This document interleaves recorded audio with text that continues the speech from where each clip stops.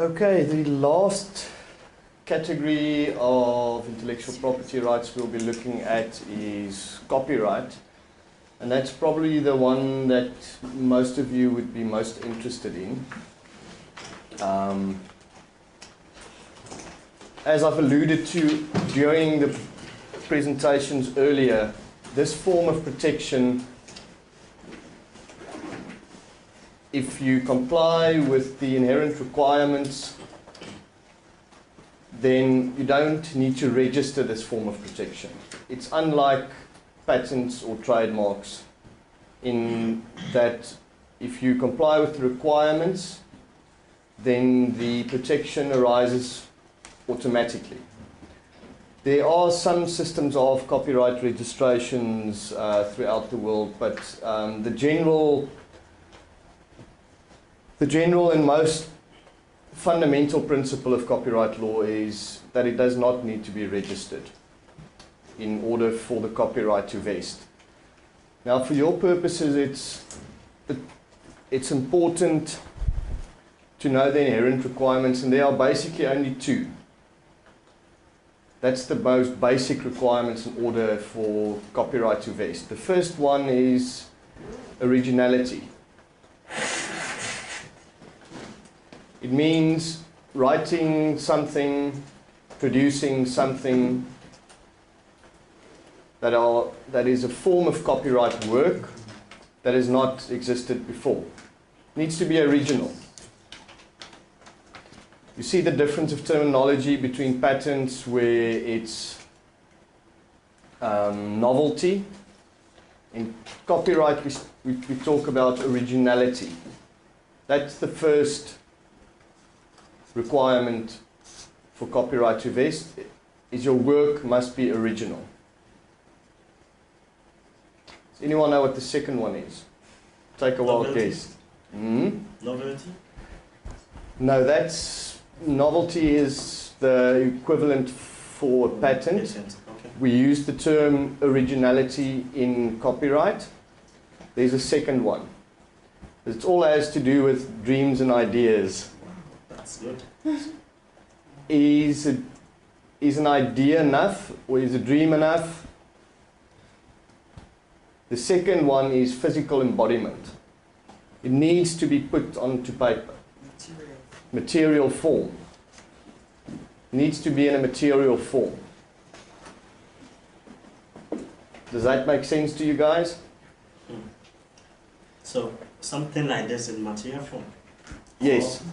If you have a wonderful poem in your head, and you can say it to yourself over and over again, but you have not put it down on paper, then you have only complied with one of the requirements for copyright, only with the originality part of it. In order for copyright to subsist in your poem, you need to write it down, and as soon as you've written it down, then technically speaking, copyright vests in that document. You don't need to publish it, you don't need to register it. As soon as you've had the idea and it's original and you put it down on paper, copyright vests in it. The same thing with software, computer program. If the code is in your head, it's great, but if it's not physically embodied somewhere, copyright does not vest in it.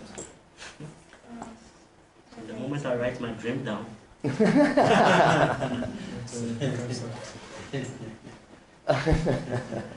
So those are the two requirements. So this is quite a unique form of intellectual property. You do not need to register it. And the strange, we'll talk about infringement later, but yeah, let's get to that when I speak about that. That might be more useful. Now, around the world, we have various different forms of legal objects or various different works. In copyright terminology, we talk about something as a work that copyright vests in. and we get various different forms of works. There are many different categories. Some countries have different categories, but the most usual ones are literary works. That would be books, poems, musical works, songs, music, all copyrighted. Artistic works, a painting, for instance, a sculpture. Can you think of any more artistic works? There are lots. Poetry. Photos? Yes, photos, definitely. Copyright vests in a photo. That's why you'll see when, and you guys must be careful about that as well, when you develop your websites, for instance. Always remember when you use a photo or something to attribute the copyright or to mention the copyright owner. That's important. And while we're on that topic, when you write something as well and you used sources, whether you write an academic paper or whether you write a business proposal, as soon as you share the information, and the information is not your own, it's a very good idea, or not a very good idea, it's actually imperative that you acknowledge your sources. What about technical drawings? Technical terms. Drawings. Oh, drawings. Yes, they could also be, as long as they're original and materially embodied, they can also be copyrighted. They are definitely copyrighted, yes. So technical drawings, definitely. That's exactly a good example of what copyright is. It's a very good example. And then you get sound recordings, films, broadcasts, published editions, and then this is where it gets difficult,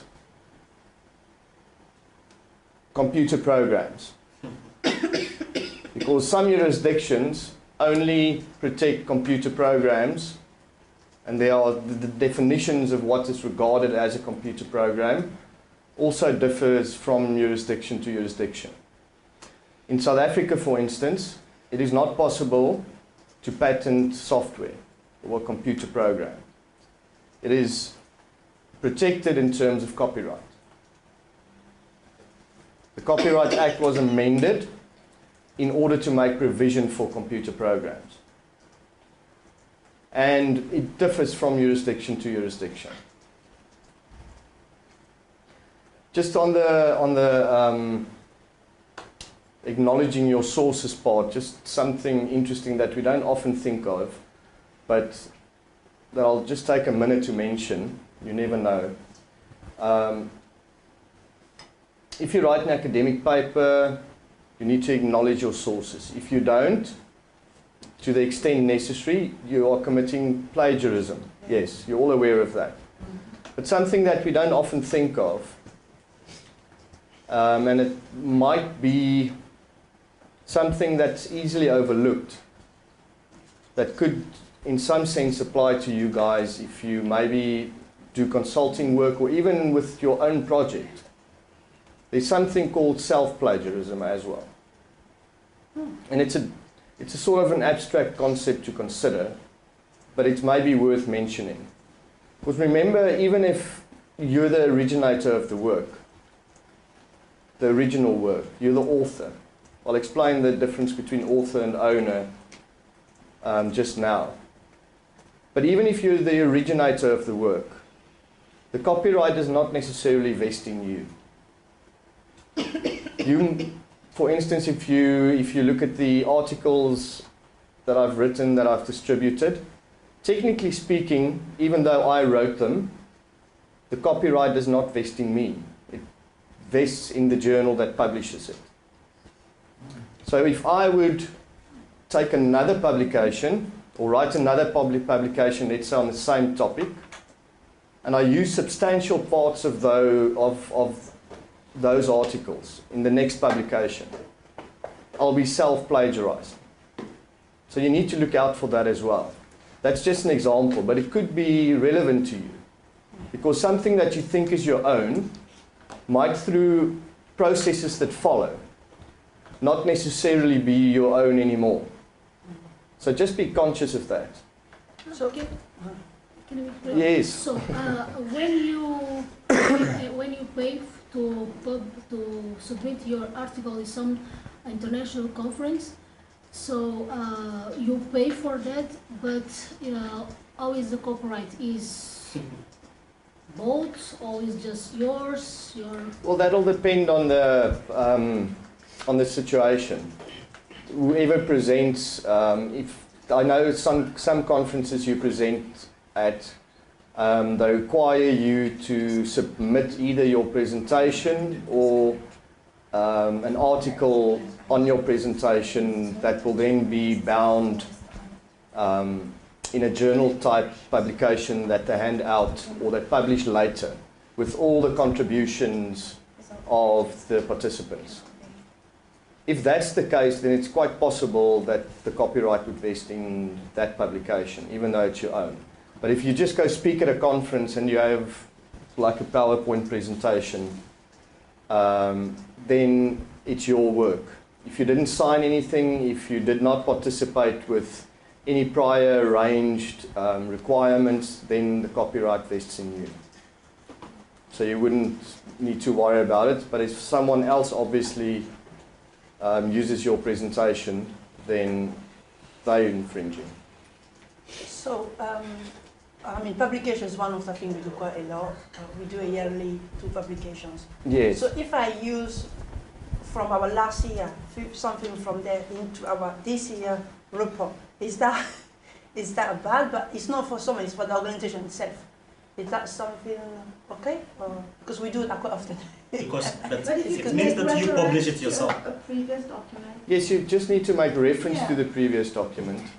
But if it's for the same organization and It's your work. Yeah. and it's not that big a deal, then it's fine, because it's not published in the general public outside, and that organization wouldn't necessarily have a problem with you reproducing. It's just it's a huge problem if it's for commercial purposes. Okay.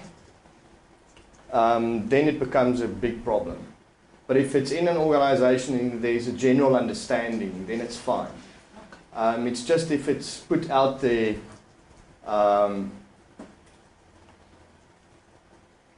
and it's for commercial purposes, this can be a huge problem. It is put out there.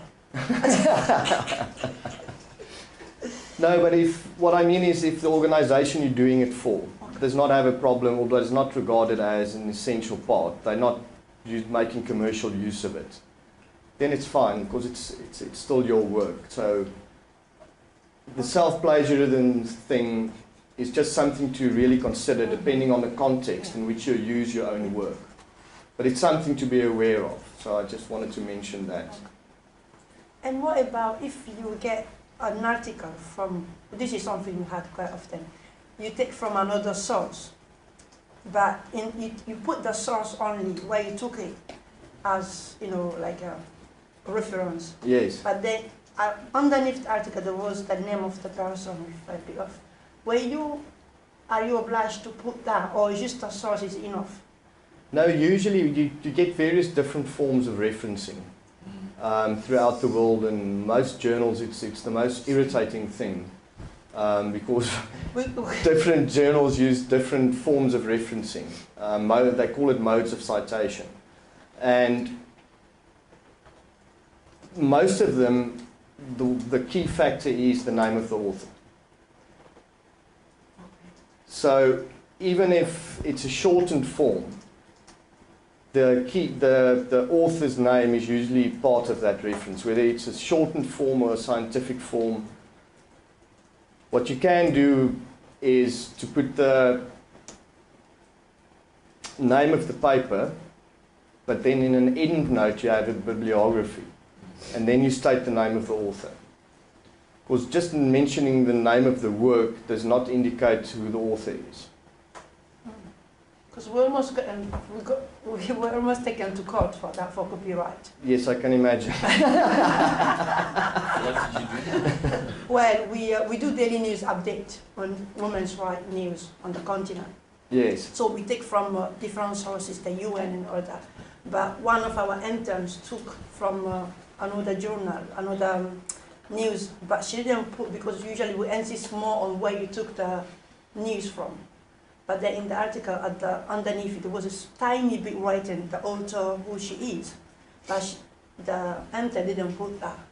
And for some reasons, the author of the article came across it and came to our website and saw that. So got really upset. So sent us like 2-3 emails that she's going to take us to court because we didn't reference her and stuff. So we Yes. told her, Yes, that's very Just important. rewrite, Did you and fix it? apologize and no, we told her we're really sorry because we're not doing it on commercial purpose. It was a mistake. But we took down the article. No, once it has been there, you took it out, but it's still in the system.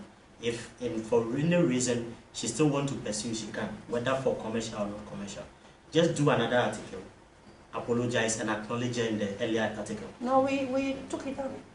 And kept quiet. That's fine. No, we told her. We talked to her. I told her really To the sorry to the because it was a public. mistake. You know, my intern did. We Yes. don't usually do this, but because that's what the thing she said. If we don't either we take it down or Yes, but acknowledge her. What do you think? what an advice that her lawyer could give her when you are not there could still affect you.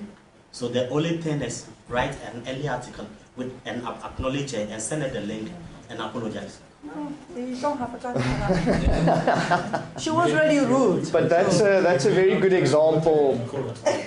That's a very good example, guys, of why it's important to always acknowledge your sources. Yeah. And the name of the author in which the copyright vests is obviously the most important part. Yeah. It's obviously the most important part, yes. Because even, I mean, it's I'll speak in a little bit more detail about that later, but particularly in the technological age,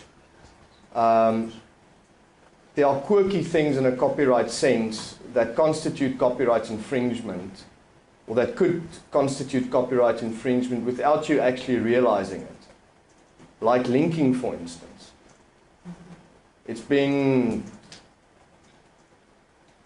the topic of conversation all over the world, and there have been many court cases where the linking is copyright infringement, because I don't know computers that well, but the idea is that every time you link, there's a temporary copy made of the document you're linking to. And it's been found that it technically could be copyright infringement, especially with deep linking. So always keep that in mind. Always keep that in mind.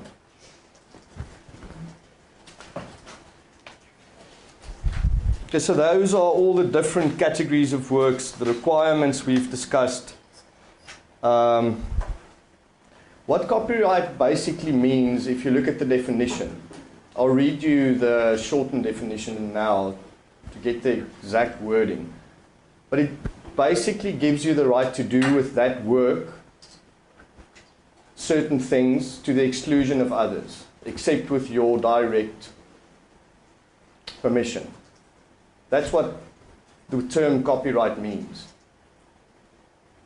So let me read you a short definition.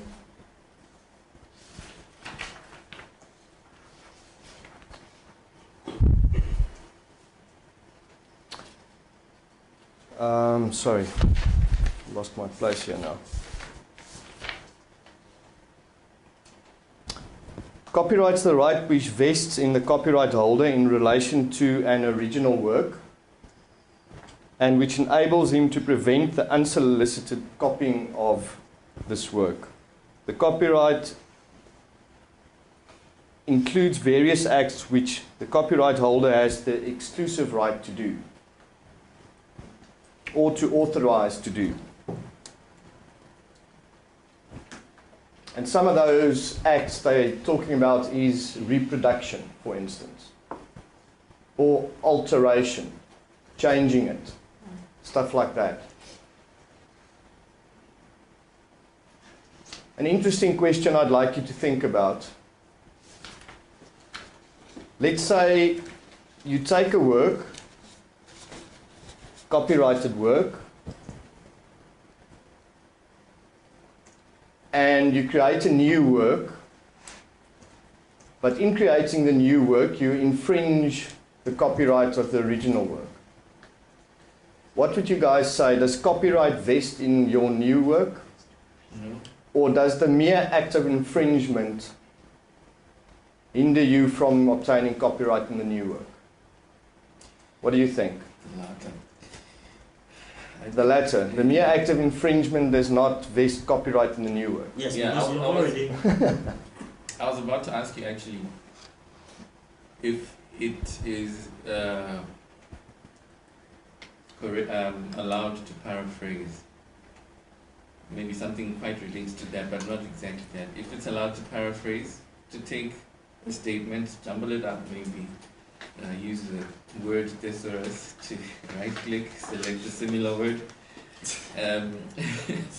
Yes, and still maybe quote the person, but that's not exactly what they said now. yes. It's as long as you, if you quote, there are different ways of doing this.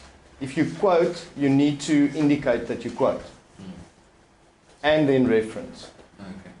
But if you paraphrase, but you still use the source, then it's fine not to quote, but then you still need to reference. Yes. So That's maybe, more or less the...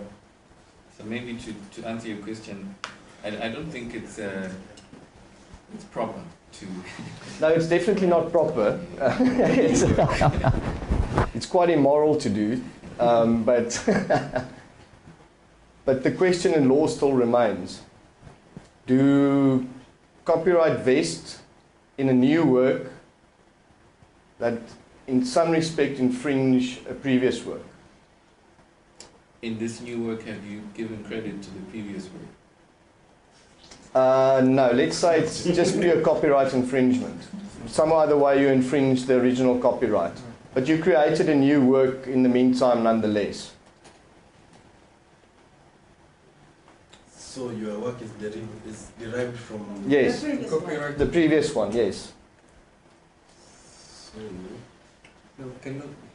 uh, And there's no there's no value addition that is at value all addition. to the new work. Yeah, well, that's the question. If you added something original, even if you infringe copyright, copyright still subsists in the new work as well.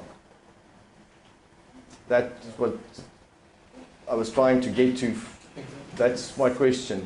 Because copyright allow only distribution, doesn't allow distribution, and under distribution there is the modification and the right to how to say it, to act freely on the copyrighted materials belongs under distribution. This is why normally we cannot, even we added something original, you know, it's not our proper work.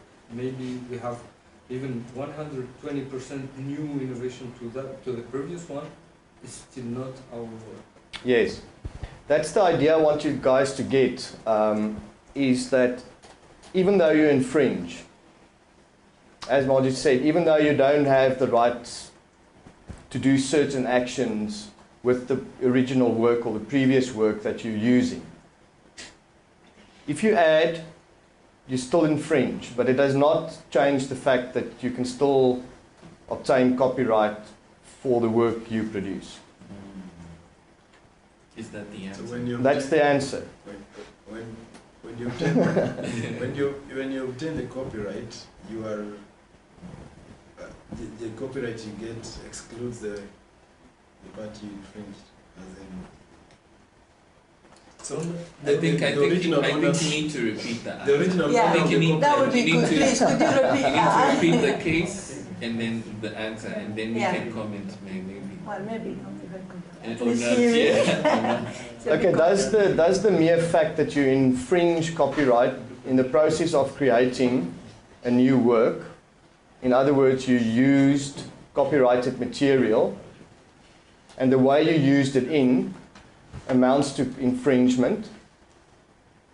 So let's say, for instance, you did not give credit, but is that if you add something that is original and it's in a material form, so you added it, so it complies with the general requirements of copyright to vest.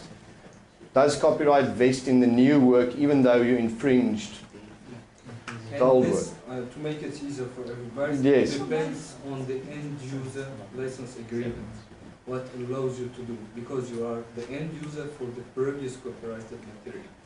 Okay, and what you can do with that material depends on that end user agreement. You must see it first if it allows you to use it to create new Yes, things, we should or- just, I'm just trying to explain the basic principle now. We're not talking about licensing now or different If forms it's of licensing. Yeah. I'm just Because talking about copyright in general. Just the principle of it. Okay, finish. Just the principle of it. But I want to ask a question. Wait, to he still has to give the answer. Yeah. Okay. Yeah, that's, thank you. Well, in theory, it's possible to vest copyright in a new work, even if you committed copyright infringement. That's the simple answer. Because it's still, That original. it's still, in essence, it complies with the requirements for copyright to vest. So you can get copyright in that new work. So if someone else then infringe your work, you'll have copyright. But the fact still remains that whoever the copyright that you infringed vests in would then have a remedy against you. Go on. Yeah. Is that clear to you all? Doesn't it make sense to That you? remedy part, yeah, No. it's Doesn't making make sense, sense. but that remedy part, I want to see now if this person can come and attack you in any way to say, hey, you used my work and you obtained the copyright for it. What are the implications? You see, if you think about all the different categories of copyright protection. Can I give you an example? My personal example. Yes. We made the app. We made an app that's supposed to teach children how to read their local language, but they already taught using traditional means, paper, books. So what we're thinking is we need to design a digital curriculum for the tablet application that we then copyright. But it shouldn't be too different from what they already taught in primary school. You get it? So is it ethical, I can use that word, to take work that is already there, look at it, and design our own, plug in some stuff, take out some stuff, based on that currently existing work, and then copywriting it, and using it in our app. Technically speaking, that's a good example of exactly what I'm talking about. Yeah. The copyright would still vest in you regarding the final product. Yeah. Because there is originality, you put it in a physical form, it's a product you can distribute. Yeah. In doing so, you infringed copyright. But it does not mean that copyright does not vest in you for the final product. If someone would then go and pirate, if someone would then pirate your final product, make 10,000 copies of it and sell it at double the price you're selling at, Do I get punished for what I've done? No, you don't get it. But you don't. well, you can get punished for that, yes. You can get punished for that because you committed copyright infringement. Even though you have a new. Yeah. How would I But best I work can with? do it, but I can still be punished. Yes. Yes. Yes. No. Let me withdraw that, yes. You should never commit copyright infringement willfully. Okay, That, I'm not saying that at all. I'm just trying to convey the message that copyright vests in a new work, even though in creating the new work, copyright infringement If I add took place. something new, would I, Alright, go ahead, sorry. No, it's okay. It's a work that already exists, but if I add something new, and then I can do it. Well, you shouldn't do it. Yes, But- but how do you do it the right way? You acknowledge or you get permission. Yes. Okay. You get permission from the original author, or you pay royalties to the original author. Otherwise, you'll pay damages if the original author finds out. Come back to you. So you should always do it ethically, or try to do it ethically. You should always get either permission, because as we stated the copyright definition, only the author has exclusive rights to do certain things. What if But you send an email to the so-called author They never get back and to they me. never get back to you like Fine. Even get the You don't use it. Then you just don't use it, or you find another source, Probably dead. maybe it's a trap. Let or me you ask find this another question. source. In terms of they're dead. application development, is it illegal to rewrite every line of an open source project in a slightly different way and use it in a closed source project? I Then- think that's Let me add before. If you learn an algorithm from an open source program and re-implement the algorithm, have you violated the copyright law? And look at what is written here. Just a minute. What constitutes copyright infringement in terms of this? Subject to certain defense, it is copyright infringement for someone other than the author to do the following without the author's permission. 1. Copy and reproduce the work. 2. Create a new work derived from the original work. For example, by translating the work into a new language by copying and distorting the image, or by transferring the work into a new medium of expression. So in the technological world, where if you create from open source, where do we fall? Yes, what? you still You can Yeah. rewrite in the same language. You can rewrite the different lines. That you can rewrite the code like make some capital, make the variables capital or small, but in the same language. So you have not really used another language. Listen, guys, I used that example to try and explain to you the difference between when copyright vests and when it's infringed. Okay. Because you always need to keep them separate. I'm trying to instill the idea that even though you're infringing, you're still creating something new. It's a new work. Like if you use a song in a movie and you don't acknowledge the artist or the creators of the song in your titles, or you didn't get permission to use it, then copyright still vests in your movie. The fact that you used a copyrighted song and you infringe copyright by not acknowledging or getting permission, it does not mean that your movie is not protected by copyright. Okay. The only thing is you will be punished for it. You can be punished for it, yes. Okay. Is that clearer now? I have a problem between author and owner. Yes, I'm going to explain that to you now. We know that I thought it was an infringement copyright. Okay, sorry. Let's get to that while you ask that question. Always remember that there is a difference between the author and the owner of copyright. The author is the person that created the original work. The owner of the copyright is the person that the rights vest in. And mostly, or depending on the situation, the author can also be the owner. But in the modern world, we always tend to employ independent contractors for the stuff we don't want to do ourselves, or the stuff we don't know enough about. So we get people to do stuff for us. And in your scenario where you're dealing with software and developers and programmers, and it's important to always remember the distinction between an author and an owner. Because how you manage that relationship determines on who the rights vest in. So if you get someone, either an employee or an independent contractor, to do something for you, please make sure that you have contracts, arrangements with them on paper that is set out very clearly about what the person's responsibilities are, what the remuneration is, and who the rights for the end product vesting. I have a problem with meeting people who are ever busy, too busy to draft something up, or too cautious to want to sign anything that I would have drafted for them. Is just an email that says, hey, I found your poem online.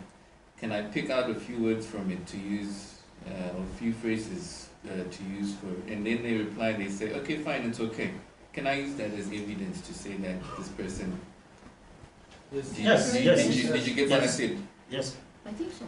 Yes, I'm not 100% sure how that's got to do with the owner, author. Okay. This is the author and owner of work that I found online. Yes. And I want to take a few phrases of their work and use it somehow in what I'm doing.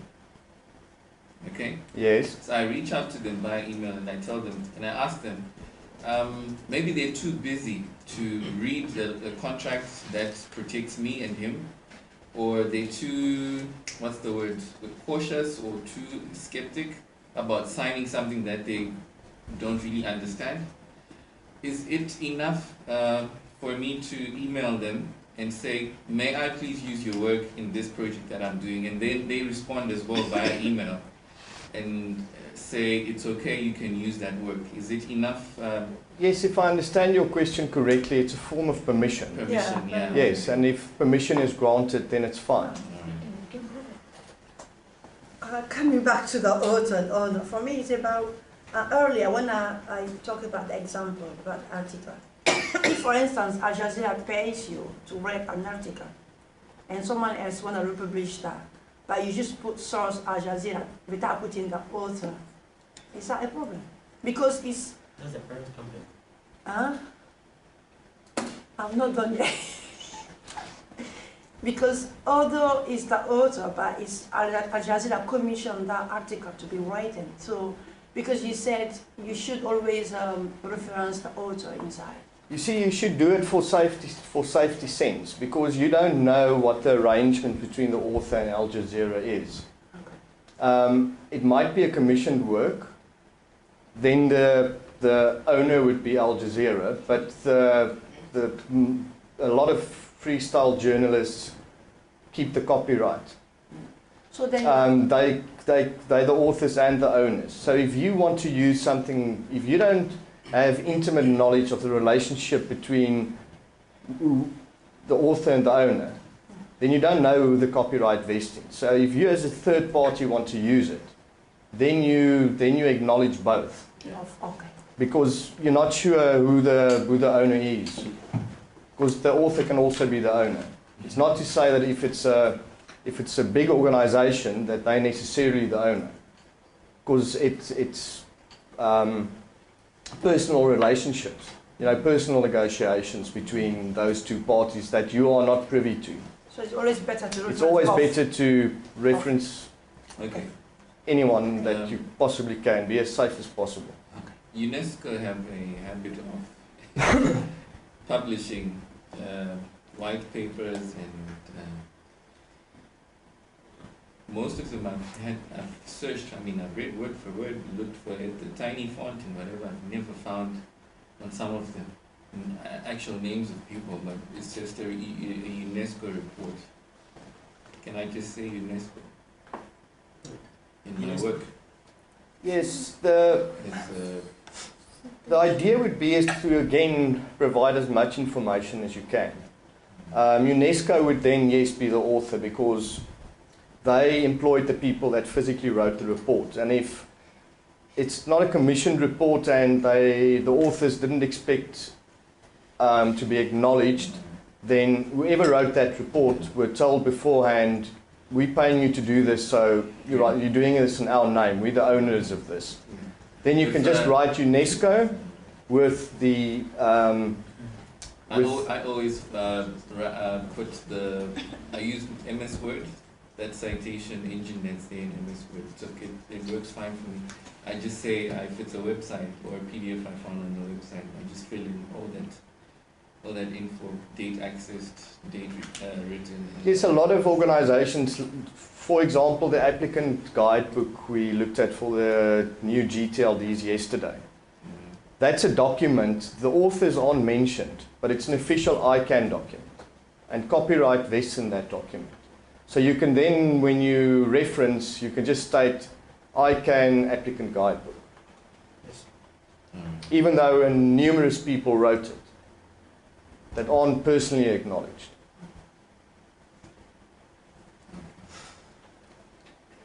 It's not easy though. No, it's never, it's really not complicated. easy. Citing is the worst part of writing Because for me, papers and theses and what, but it has to be done. It And has the- to be done. And it's as you said, it's terribly complicated. Even if you, for instance, we had a case in South Africa regarding a person that worked for a big company, and he wrote a program in the same to do with the same industry as the company he worked for. But he marketed it commercially in his own name. And the company took him to court and they said, but we have this agreement that we pay you to do these things. So, you infringed our copyrights, you can't do this. And he said, but I did this in my own time. I did it after hours. Because I have a knowledge of this, that's why you appointed me. I have a knowledge of this, but I didn't do it in your time.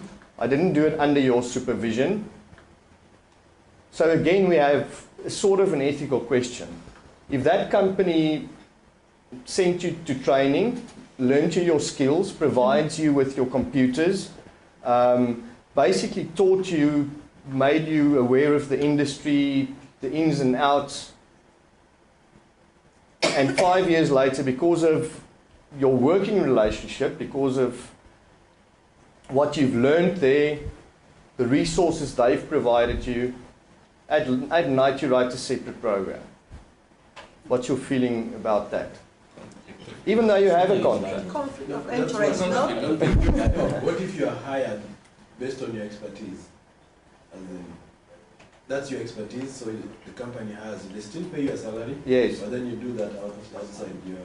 So at a moral level, it's not that the company is teaching you, are giving the same services. Yes, that could also be the scenario, yes. But most companies, if you're applying for I've worked with a software developer who used to be my mentor, and I always wondered why he always used to write, there is no conflict of interest between this himself and the person that he's writing the software for. So I think it's ethically not proper. You see, that it's just an example to indicate that that'll depend on the factual circumstances. You know, exactly what did he do, when did he do it, stuff like that. All I'm trying to indicate is even if you have an agreement that stipulates, it's not always as clear cut. It's not always certain. I think working with other companies on contracts, the most important thing is to study the documents very well. Yes. Because most of the times that part is always in the document. Especially when you are working with the UN and all that. Every work you do for the UN is for the UN. But I don't think Why that are you there? Yeah. what you You mentioned see- about working outside the time without Yeah. supervision, I don't think it's A lot liable of people don't because it's not actually under. That's what I said, that'll depend on the circumstances of every case. Even with the IT7, if you are developing a project for someone, sometimes the clause is there as to whether you can use the same product for it. However, ethically, once the person commissions you and you develop the work requirements and everything together, to take the same work and give to another person. You can do a similar work, but not the same. That is one thing that, so the fact that you develop the codes, though the codes belong to you, you can't take the same codes and implement for someone else. The person can still. You see, it'll be a factual question. If you develop something because you have the expertise, but it's something of a different nature, it's the end result is totally different than the thing that you were employed to create. Then the impression might be that you did it in your own time. There isn't a conflict. But if it's a different thing, but it's the same end result, then if you were employed to help reach a goal, then you're employed and paid to do that. If you do something on your own because you have the expertise and your aim of doing the own thing is the same goal, then the implication thereby is that it's not what you were supposed to do, isn't it? Then it's quite clear or obvious that you didn't have the best intentions, and that could be construed in a negative way. Never mind construed in a negative way, the chances are quite good that you won't be able to prove that you did not commit some form of infringement of your employer's rights.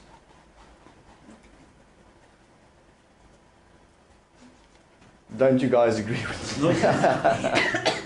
Well, I see Amos does, so.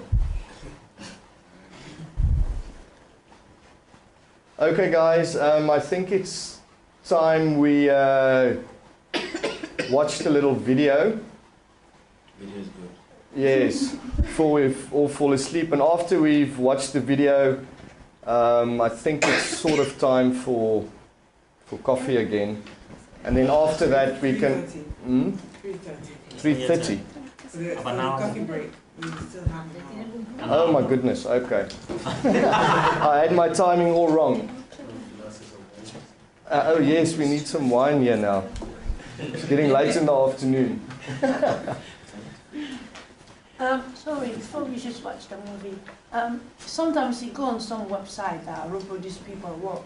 It's written underneath it that we necessarily don't have permission from this author, but we complain with, like in America, they have got a kind of article that says as long as you, I forgot what was it. I wish I wrote it down. Normally, that happens Wait. from if it's an open source, open for anybody to put in there. So I can go in and put in an article. So they are not really liable for me not referencing the person. You No, see, no, we that's need what I'm to- saying. we- They do reference the person. Okay. But because some people, even though you reference them, they want you to have their permission first. Okay.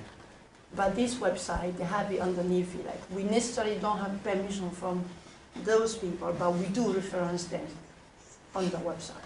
Yes, you see, those are usually, we need to distinguish between open source and infringement that could happen on a totally different level. Okay. If you take, for instance, the whole Napster scenario, it's an old case. It's a music sharing. It was a music sharing platform. It's a peer-to-peer. Yeah, peer-to-peer sharing, and they took Napster to court because it was huge-scale copyright infringement. And Napster said, "But we didn't do it. We just, created the platform." So that's why people could do it, is in order to, try and look innocent and say, but we're not infringing ourselves, so we're not liable. The other people that does that is. But the court found that they are liable for copyright infringement because they created the means for the people to enable the people to commit the huge-scale copyright infringement.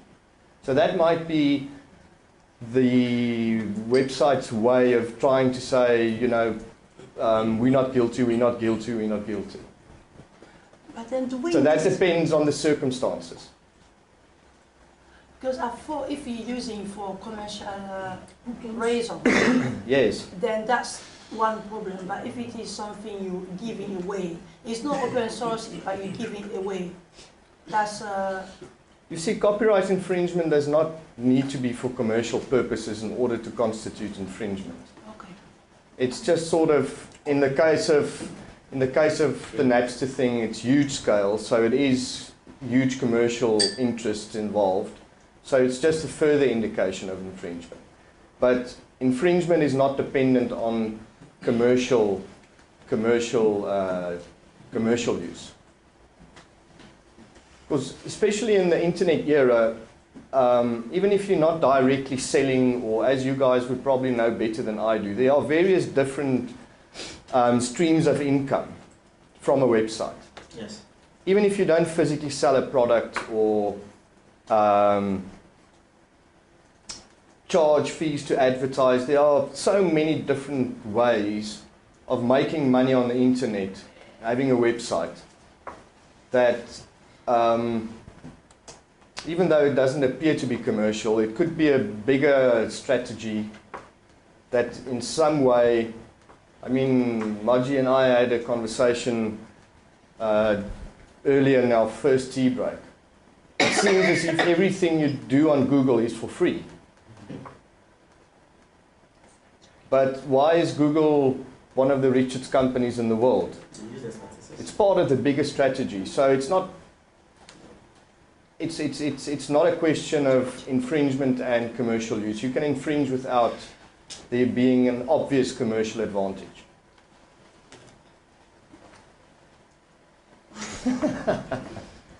So don't associate copyright infringement with only commercial activity. As long as you do something with the work that is one of the exclusions to the copyright owner, him or herself, even if you don't make any money at all, just copying a book on a photocopier the old way, and that's copyright infringement. You don't sell the copy to anyone else. Just by copying the book and reading off the copied pages is an act of copyright infringement. Okay, I'll show you the example after. I just don't want to delay this. I'll show you what I was talking about. Okay, then we can have a look. Okay, well, yes, YouTube, yes. I don't want to bore everyone. What kind of infringement? Huh? Sorry? Say that again. Maybe we may Let also me learn. take a picture with this. Maybe you will be learned as well. Okay, no Yeah. problem. So after this, I'll show you. I'm just talking about because look. No, she's scared not to be That's what I arrested. mean. Like the specifically said, we don't have a connection, but there is something that you I want to. Yes, there are there are a number of them, so let's have a look at, it's 5 minutes, So that's what he yeah, said. let's have a look at a few nice And ones. there are quite a few, Yeah, it's just and it says for Oh yes, oh okay, you do, yeah, it's a very interesting person. No, this is from my side. This is, these are an organization. Have you ever wondered how to download and share digital content legally?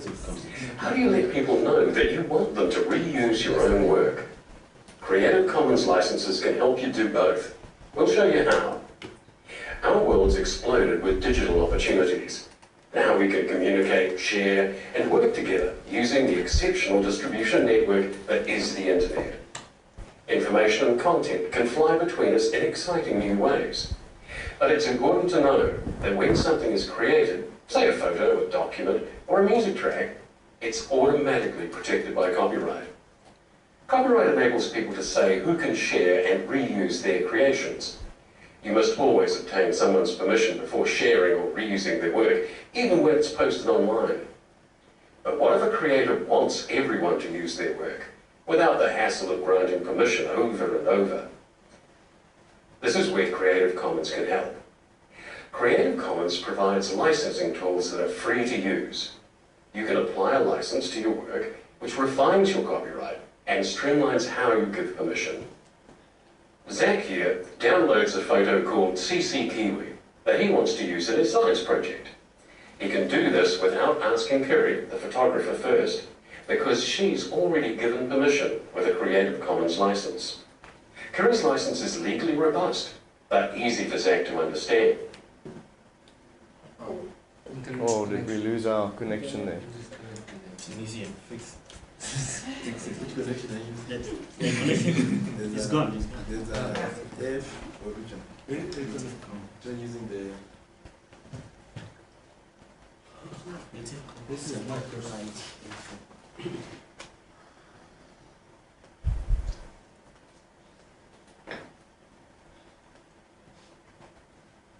Refresh.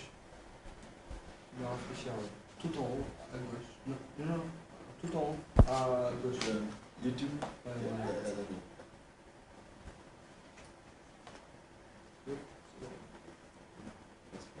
Okay, let's start at the beginning then.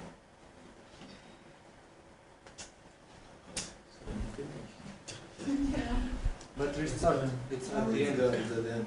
Oh, is it at the end? Oh my goodness. But just drag it. Yeah, just click on The red line Yeah, back. the red line. Yeah.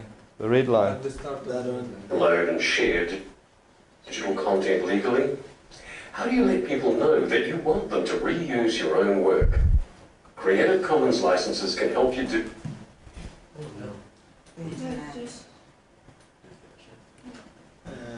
let's use the hotel. Both. We'll show you how. Our world's exploded with digital opportunities. Now we can communicate, share, and work together using the exceptional distribution network that is the internet.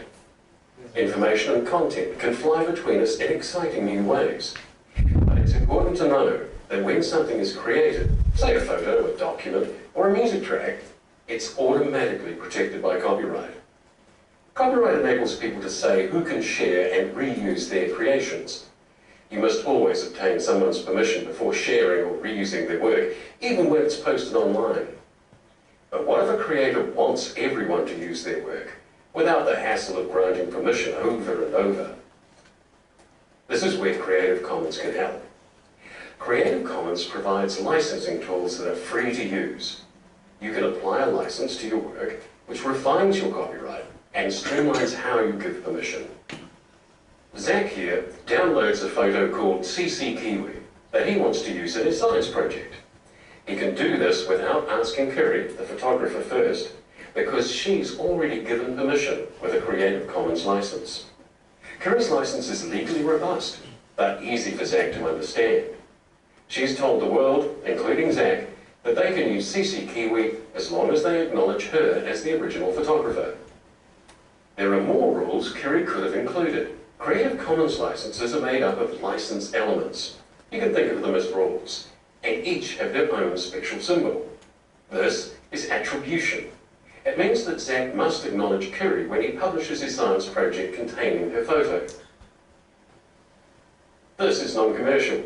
It means no one else but Kiri is permitted to make money from CC Kiwi. Tim wants to print the photo onto t-shirts and distribute them to friends. He can do this, but he must not sell them. This is no derivatives, and it means that Kiri hasn't given permission to change her photo. Kate can use CC Kiwi on her design blog, but will need to ask Kiri before retouching or mixing up the image. And this is share alike. It means new creations that use CC Kiwi need to carry the same license. Jack incorporates his own remix of CC Kiwi in his video installation, but he must share the work under the same terms that Kiri has. Each Creative Commons license gives permission.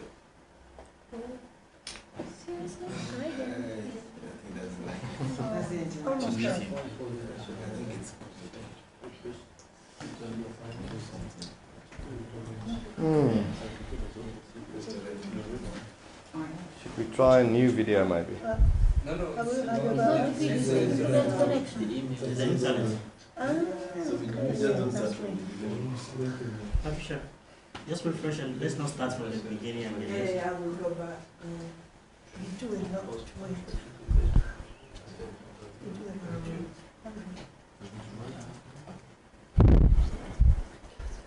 I'm also And this is share alike. It means new creations that use CC Kiwi need to carry the same license.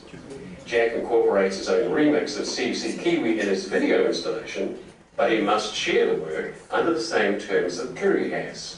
Each Creative Commons license gives permission to share and includes the attribution rule. So people who find your Creative Commons licensed work are automatically allowed to share it, but are required to acknowledge you if they do.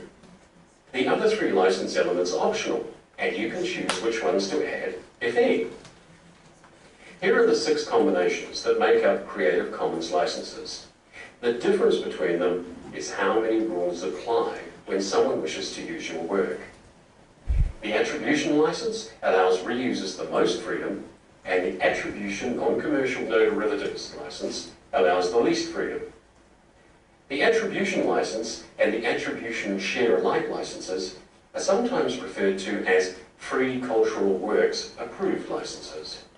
These 3 licenses restrict commercial use of a work. And these 2 licenses do not give permission for adapting or remixing. These 2 licenses require new works to be licensed under the same terms. To choose and apply one of these licenses, and to view their terms in more detail, visit us at creativecommons.org.nz. Or you can answer some questions to help you decide which license best suits your needs at creativecommons.org/choose. There are some good ways to find other people's Creative Commons licensed work online. You can use a search filter by going to the Creative Commons website. Or why not try the Jamendo website for music, Flickr for images, or Digital NZ for New Zealand content. Using Creative Commons licenses could help your creations reach more people. Maybe you want to connect with others across the globe and take turns at improving a report. Or maybe you just want to have fun, remixing someone else's work. Whatever reason you have to share your work, you'll find there are scientists, educators, companies, and public agencies who are using Creative Commons. By opening up permission, just imagine how much we can achieve. Collaborating on what we hold in common, being open about big decisions, and finding solutions in the spaces between us. Let's work together, confidently and legally. We missed that. No one has made lunch. What is it? Yeah, that's sad. Yes, but no one. But then you have to yeah. right? It's not free. It's free. It's free? He said it was free. Yeah, just do that. Choose. Which one free? Huh? It's free. No. This is me, this is working. You can Only use it. contain topic. No, that to use them, to register. It's free. No? It's free. It's free, it's free. Oh. Once you put it on it, somebody should understand. Oh.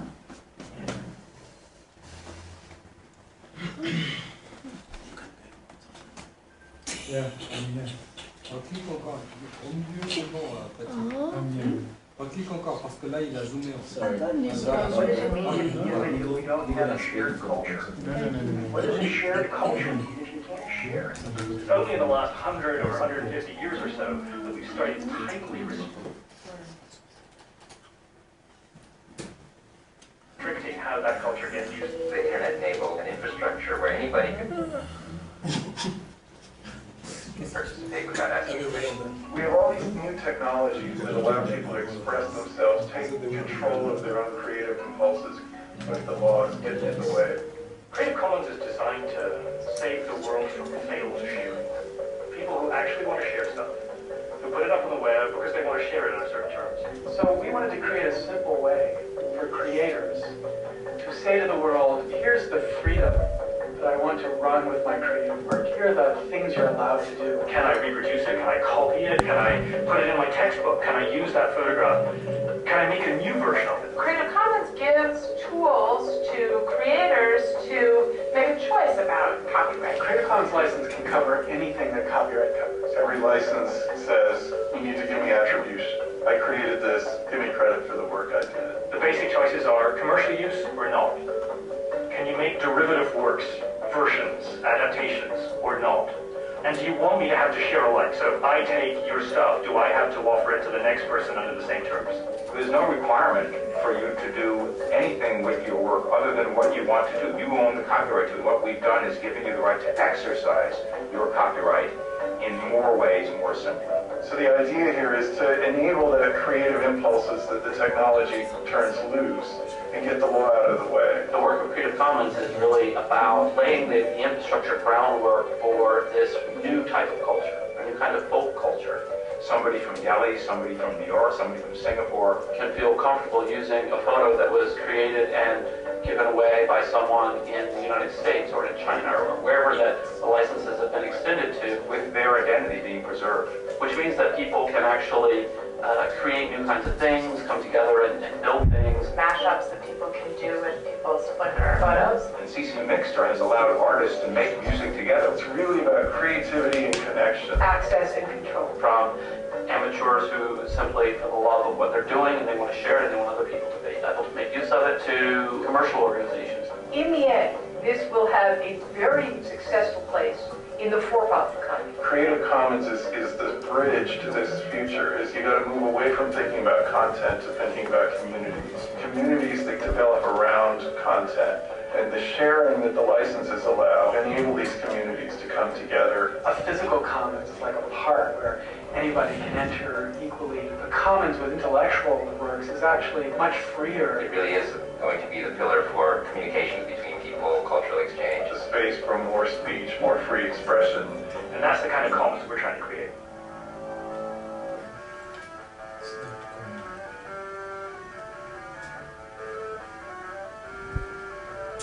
Okay guys, did you enjoy it? Little mental break.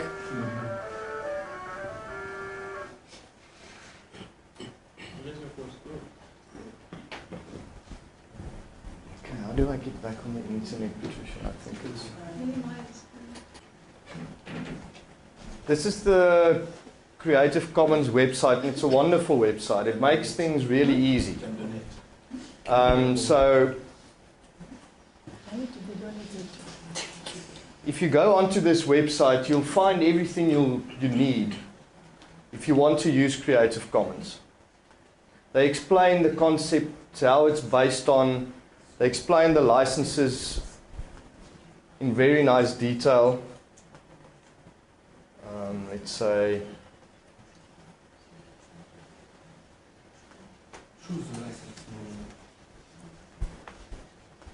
Here they explain how the licenses work. Now you see that it's in 3 layers. It's the legal code, which is the legalistic jargon that it's based on. The stuff we've been talking about now, what the lawyers would draft type thing. And they want to spread at the same time. They what? If you talk about Creative Commons, they are searching to spread all over the world, to create groups, to drive Creative Commons presentation world groups and wherever, and they have anybody wants to do that in the country when they are back. Yes. Oh, okay. And here they explain the licenses to you in some nice truncated short details. So when you read that and you look at what the licenses entail, you'll get an idea of what it's about. And with the little icons and stuff, you get used to it quite quickly.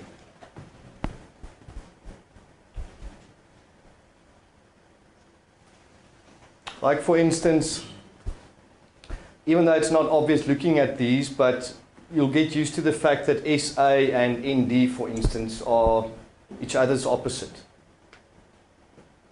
So you can't have both of them in one license. Stuff like that. And then it also has some very nice tools. The second one. Second one, yes. Some very nice tools for you to use to help you choose a license.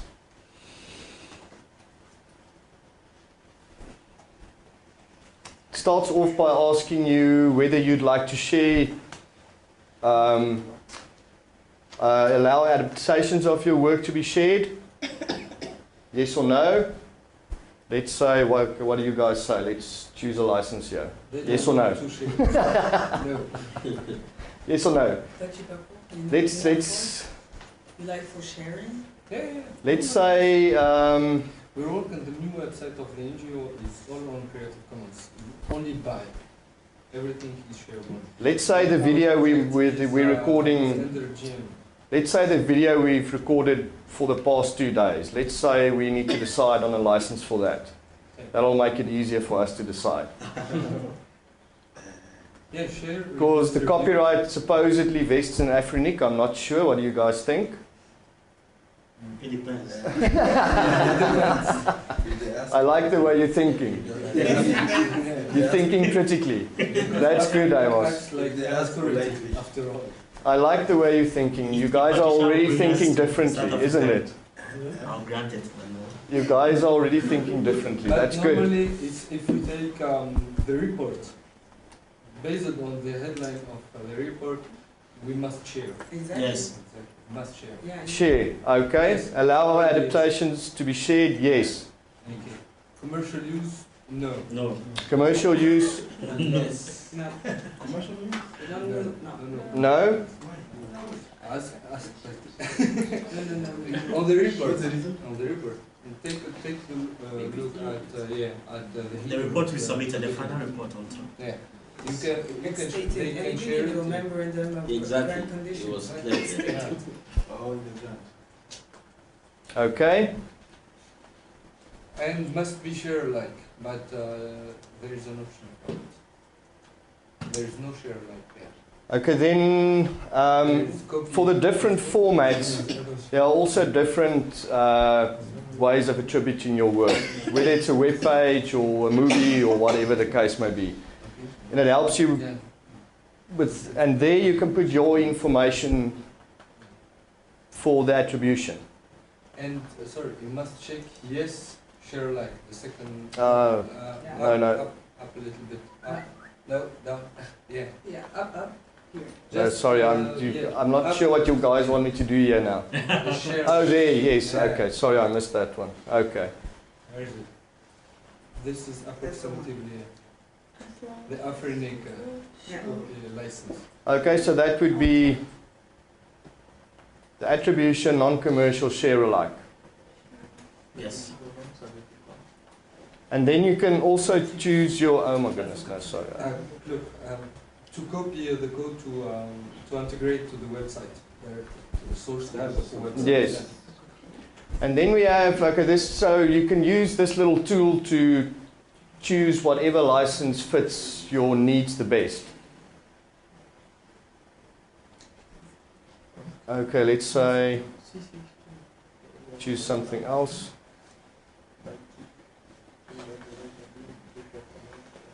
Commercial, yes. See how nice it works. And there are also, if you look at some other features of the website, they also help you. Let's see. Ah, my goodness. This thing is so sensitive.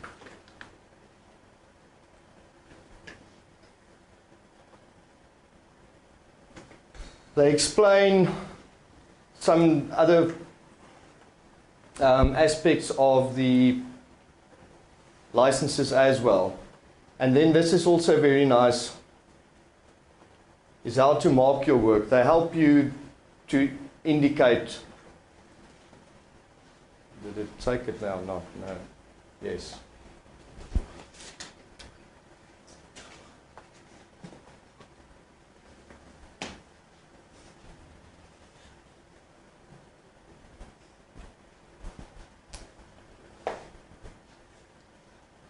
You see, they have all the different types of works here. From videos, audio, data sets. So, see, there's an example of a website. moves. Tunisia to the rescue. What did you do now? Oh, zoomed it. Okay, yes, sorry. I didn't realize you guys couldn't see. No, it doesn't. That's not. It's a vista or seven. So there they give you examples of the various different mediums and formats and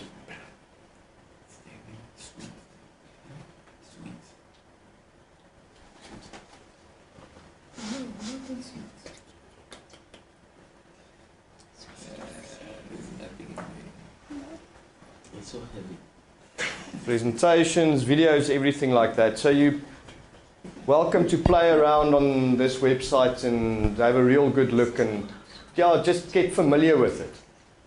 See what you can do, try different licenses with different formats.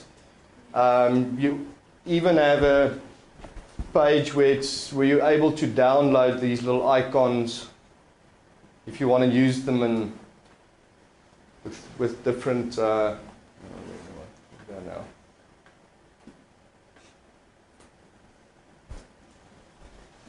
If you want to use them on different formats. What do you guys think about the theory behind, or the idea of Creative Commons? Do you like the idea? Do you think it's worth it? Do you think? Help us to. What's your general feeling about it? Help us somehow to protect our creation, our innovation, our work somehow. Yes, yes, and it makes it a lot easier because they sort of took the mystery out of copyright, the legal part of it that always scared people to death. But how do they make money? How are they sustaining the nice? You see, people just. No, I know him, but it wasn't started with the main aim of making money. It was started as a collaboration of people that wanted communities to share, and he doesn't believe in that. He thinks everything has to be making money. Sooner or later, someone will like give them a lot of money, and then yeah, you can donate. There's a. Right now, a lot of people are donating to them, so they don't really. There is a non-profit. So those people don't. Shall we continue? But yes, I myself think it's a wonderful thing because it allows people to share and it takes the mystery out of the law. Not copyright itself, that we already determined is full of mysteries and uncertainties, but it provides day-to-day people that aren't lawyers with the opportunity to share content and creativity, and it creates a bit of certainty, but it also allows people and communities to exchange creativity, innovation, ideas. So I think personally it's a great thing. I like it. And we do too. I'm glad. I'm glad. So go and play around on this website. There are numerous Creative Commons websites, but this is the main one. So play around if you want to know more, and download the logos if you want, and use it in your presentations, and start making use of it. Get used to it. Yes. And I think it's time for that break now. I'm out of breath. View your pictures on Facebook. You're not allowed.